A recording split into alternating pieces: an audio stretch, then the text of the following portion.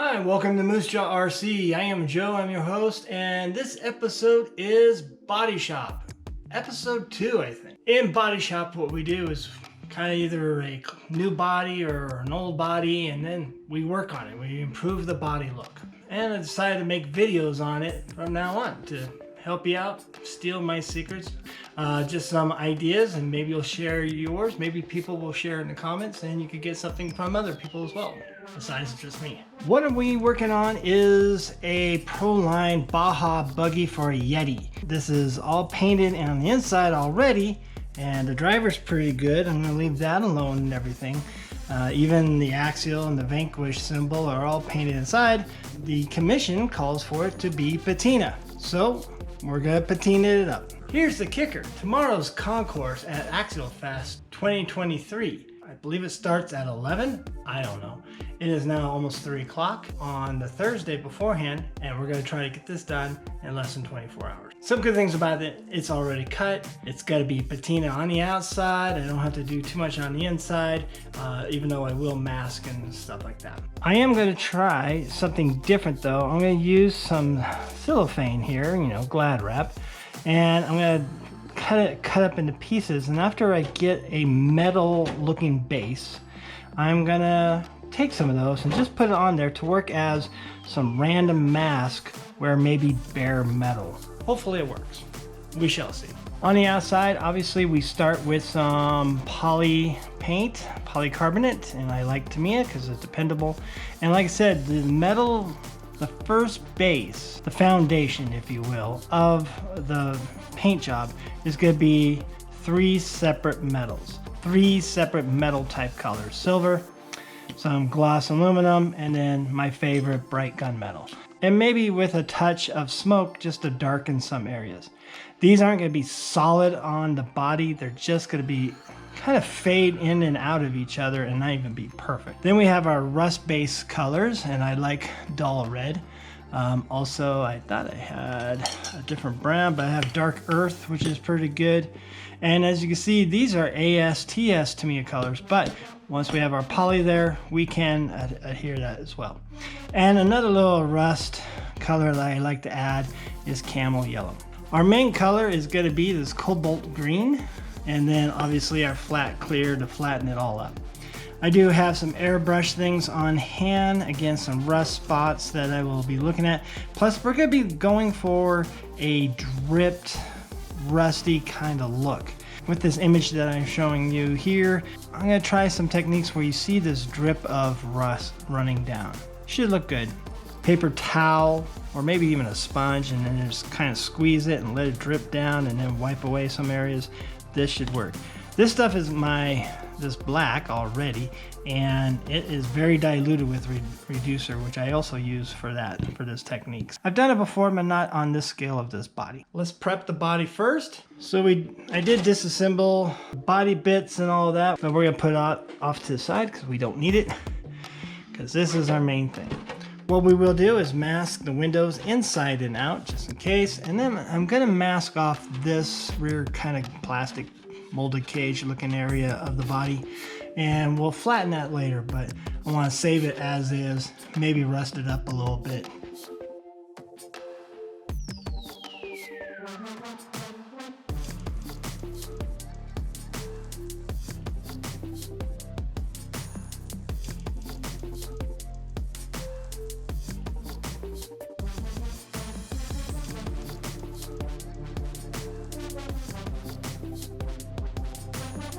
Now that the windows are marked off, we're going to sand the body down just a little bit. I usually 800 grit, just something for the first coat of poly to grab into, which is pretty ideal just to make sure it all stays in there. Then we'll wash it a little bit, and then we'll start adding some silver.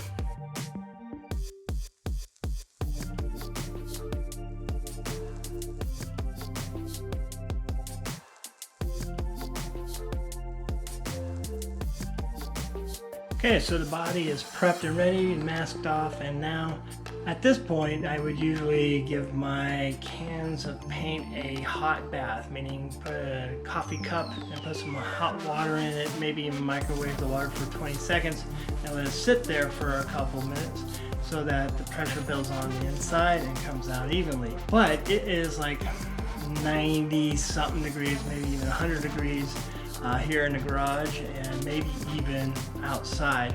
So we're going to try to find a nice shady area outside to paint this, and we'll put our first silver coats, sheet metal coats, on this and go from there. So like the first thing I'm going to do is I'm going to apply a lot of PS12. Like I said, not that solid, just that it covers the area. And then we'll follow that up with a PS63.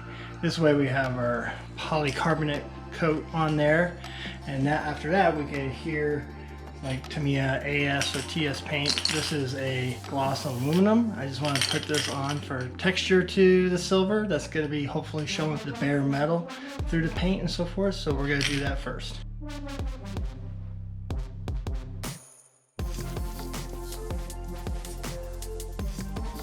Okay, so we got 3 different colors of silver on there. We got regular silver, bright gunmetal, and then this anodized aluminum TS color. Not much of that because I almost ran out. And it's just sheet metal now, which is nice.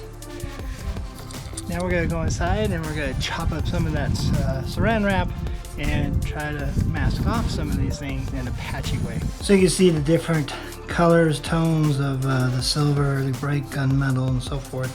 And it just adds a little bit more of a sheen to like a sheet metal look to it. And with that, I'll also say, since it's definitely 90 degrees something plus outside with that slight air going through, that paint dried quick and the cans were nice and warm. It just pushed out that paint pretty good. So it's a good day to paint. If this was a clean paint job, you know, on the inside and so forth, I don't know if I would like this much heat. But for patina wise, it adds to it. Because, hey, patina is a weathering by heat and the weather and everything else, the elements. So that kind of helps maybe. So we're going to cut up some of that saran wrap and patch it up and apply it to here and there to create some patches of sheet metal.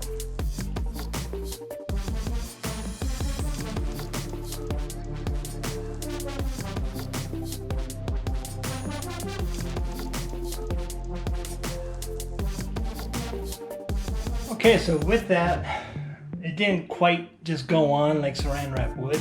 So I kind of doused it with some spray water here and then just put it where I want it. It doesn't need to be perfectly flat on it. I think I would like some paint to escape inside in there. I think it's gonna work. I kind of focus more on the fenders and maybe some panels. This one I just kind of put in there. We'll see how it works. It should.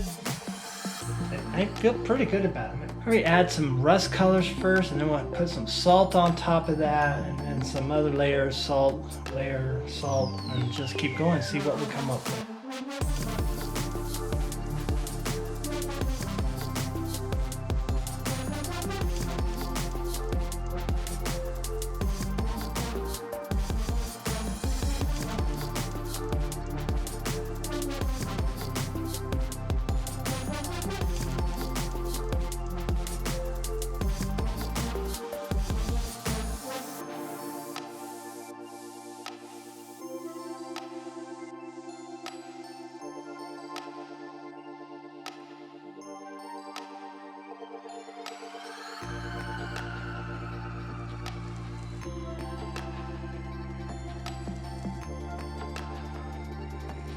Okay, so we're going to try to get these drip marks onto here, and we're going to probably drip first and then maybe airbrush it second. We got some diluted black here, shake it up good, nice and diluted. And it's like from the line, the stock line, so.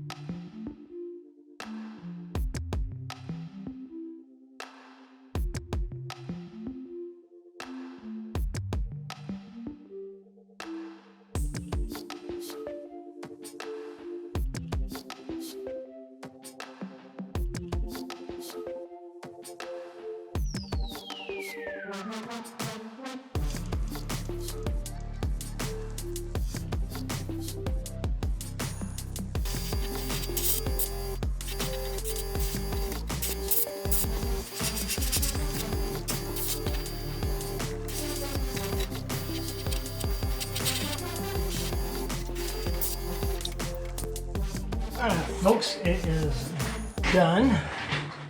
The Yeti.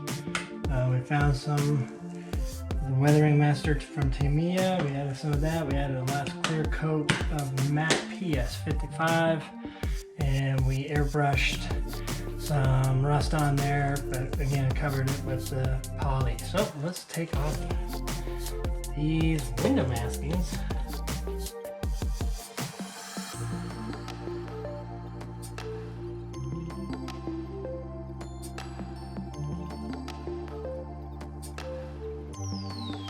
That's it, let's get the cage. So we'll put the body tidbits on there. We'll post it on the good old Instagram and call it a day.